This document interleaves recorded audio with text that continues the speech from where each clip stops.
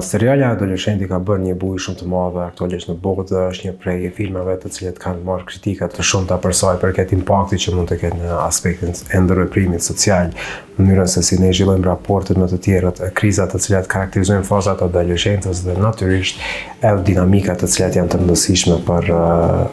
mirëqenien dhe zhvillimin e tyre. Aspektet të rëndësishme që ky serial përvaqëson kanë të bëjnë me mënyrën e zhvillimit të adoleshentit, funksionimin e tij, dinamikat e familjes, presioni social dhe kontekstet të tjera të cilat lidhen me jetën emocionale dhe zhvillimin e personalitetit të tyre. Duhet të vetë në pa një aspekt i rëndësishëm që ka të bëjë konkretisht me zhvillimin e adoleshentit. Për shembull, ne kemi vëtur që në rastet në të cilat janë kryer vepra të cilat bien ndësh me ligjin, është kuptuar që kjo ka një përparëvi në aspektin e zhvillimit anatomik në shtat të tyre. Kur shohim se aktiviteti i korteksit prefrontal i tyre është më i ulur dhe kjo ndikon që gjykimi i tyre të jetë më impaktuar, përderisa impulset të cilat lidhen me sjelljen dhe reagimet që vijnë nga sistemi limbik janë më të larta, atëherë kjo krijon një rrethon të favorshme që adoleshentët të kryejnë veprime të cilat potencialisht mund të bien ndësh me ligjin. Që do të thotë në këto rrethona vren se edhe zhvillimi i tyre neuropsikologjik është i rëndësishëm dhe na jep një pasqyrë të qartë se sa mund të jetë impakti apo potenciali i tyre për të kryer një veprim të kësaj natyre, siç është parë tek filmi Adoleshenti apo ky serial i shkurtër. Një faktor shumë i rëndësishëm ka të bëjë me dinamikat e familje.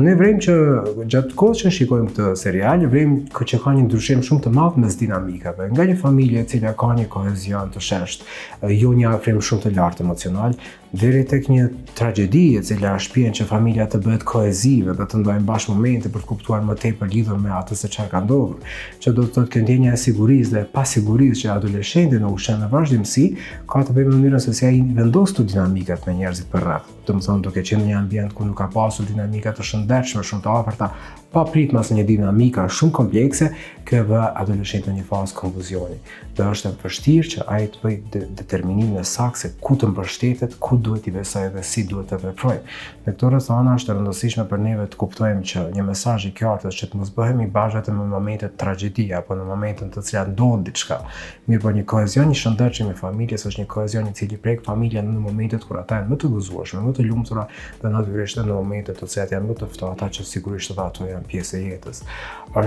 Ne duhet të dimë se dhe gjatë kohës kur shikojmë serialin, vrem që personazhi i këtij seriali, protagonisti kryesor, ka krijuar edhe lidhje sociale me fëmijë të tjerë të cilët si duket kanë një potencial delinkuent. Shpesh herë adoleshentët në mënyrë që t'i përkasin grupit, ata mund të jenë involvuar në realizimin e veprimeve të cilat kanë karakter delinkuent në mënyrë që t'i përkasin këtij grupi, sepse në këtë mënyrë fuqizojnë reagimet e tyre, ata ndjehen më të pushtetshëm, ata kanë më tepër krah për të mbështetur dhe natyrisht një kohezion të cilën nuk e ka marrë të shëndetshëm brenda ambientit të familjes, tentojnë ta marrin nga ambienti jashtë saj. Që do të thotë në këtë mënyrë këto sjellje të cilat potencialisht bien ndësh me ligjin, kanë potencial të përforcohen nga presioni apo nga ndërveprimi social që ata mund ta zhvillojnë me njëri tjetrin. Që do të thotë ata kanë një kornizë referencë të funksionimit dhe këtë kornizë sigurisht e fuqizon edhe ambienti i jashtëm. Kjo ndodh tek familjet në të cilat ne vrem se kontrolli apo vëzhgimi i adoleshentit dhe sjelljeve të tyre është më impaktuar ose për shkak të dinamikave të jetës, koha e prindit për të marrë me fëmijën është më kufizuar, atëherë fatkeqësisht atë kohë mundet me kompenzu shoqëria apo rrjeti me të cilën fëmijët gjijnë dhe jetojnë. Ne duhet të dimë që adoleshenca është një periudhë shumë e rëndësishme tranzicioni i jetës së individit. Tani në këtë rast po flasim për adoleshentin konkretisht dhe si periudhë të tillë ne do t'ju japim vëmendje të veçantë sepse personaliteti i formuar tani merr finesat e veta dhe padyshim që ky është një personalitet i cili pastaj nuk mund të bëjë ndryshime shumë të mëdha. Ne duhet të dimë që traumat të cilat ndodhen gjatë kësaj periudhe, siç është për shembull në rastin e filmit kur në një dinamikë shumë të madhe të rrëmbimit të tij apo të arrestimit të themi të protagonistit të ngjarjes, ne vrem që ai fillimisht reagon përmes një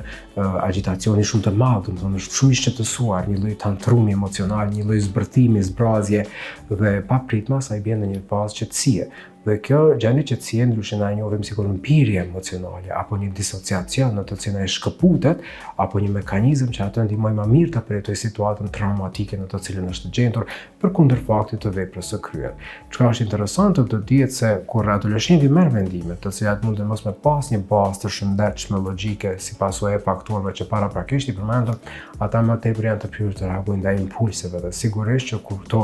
ndryshimet janë shumë të mëdha, kur vepra është e madhe, ka një impakt jashtëzakonisht të madh në jetën e adoleshentit. Traumat janë ato të cilat sigurisht pasojnë dhe karakteristikat të cilat i pasojnë traumës e imbeshën saj, padyshim që janë disociacionet edhe kjo mpirja emocionale që është një mekanizëm që aktivizohet për ta mbrojtur adoleshentin në këto situata të stresi. Duhet të dimë që shpesh herë ne ballafaqohemi me situata të cilat janë të pakëndshme dhe një kohezion i shëndetshëm familjor, një lidhje e afërt me njëra tjetrën dhe me një komunikim të duhur, adoleshentët fillojnë mekanizma të cilat përveç se të përcjellen gjatë gjithë jetës, mësojnë mekanizma të shëndetshëm se si të përballen me situata të stresi. Interesantja e këtij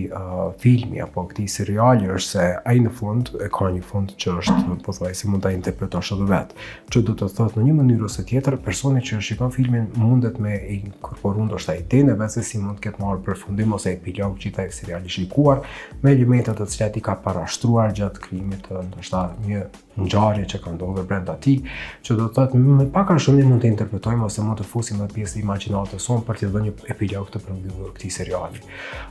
Duhet të dihet se fëmijët kryesisht janë ata të cilët janë të ekspozuar ndaj internetit, ndaj mediave socialeve. Sigurisht që filmi adoleshenti edhe mund të ketë tingëlluar si një serial i cili është i ri dhe që po plasohet ndërkombëtarisht po merr ndoshta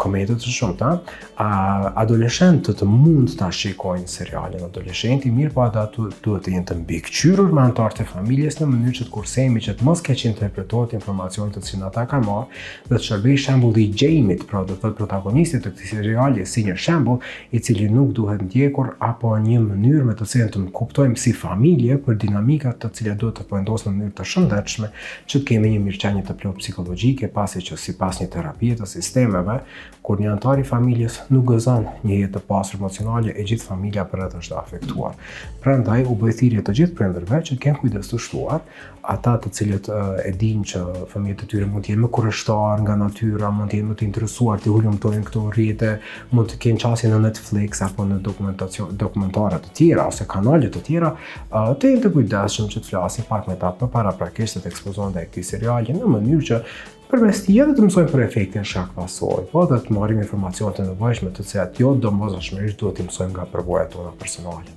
Kjo ka të bëjë me mënyrën se si adoleshenti e sheh këtë serial dhe andaj në mënyrë që të evitohet çdo lloj keq interpretimi i informacionit që ky serial ofron, është fuqishëm e rekomandueshme që të shikohet seriali bashkë me prezencën e prindit në mënyrë që ky serial të na shërbejë në kuptimin edukativ, të mësojmë për efekte shkak pasojë, të mësojmë për situatat rrethana të cilat mund të gjendemi si pasojë e veprimeve të cilat mund të mos jenë logjikisht mirë të menduara apo të llogaritura, dhe sigurisht të mësojmë pak më tepër nga përvojat të cilat mund të kenë ndodhur të tjerëve, që të kuptojmë pak më tepër për rëndësinë dhe dinamikat e veprimit të cilat ne i kemi. Që do të thotë seriali mund të shikohet, mirë po shumë e rëndësishme që adoleshenti të ketë një zhvillim tipik, që do të thotë jetë një adoleshent me një zhvillim të rëndomt e sipër, dhe sigurisht gjithmonë në vëzhgimin e prindit në mënyrë që të kemi mundësi të komentojmë ngjarjet, të komentojmë dinamikat e familjeve dhe ne si familjar të mësojmë të vendosim dinamika të shëndetshme në mënyrë që të evitojmë këto rrethana të cilat protagonisti i ngjarjes është gjendur. Janë simptomat të ndërthurura të cilat vijnë nga dinamikat e jashtme, që është dinamikat e familjes, presioni social, zhvillimi i adoleshentit e deri tek traumat emocionale të cilat na flasin për mpirjen emocionale, për heshtjen, për bllokimin dhe sigurisht edhe për shkëputjen që shpesh vren tek protagonisti i ngjarjes, e të cilat në kushte të zakonshme që një adoleshent mund të gjenden në këto situata, padyshim që edhe mund t'i aplikojë ato. Ishte kënaqësi të ndaj këto komente me ju.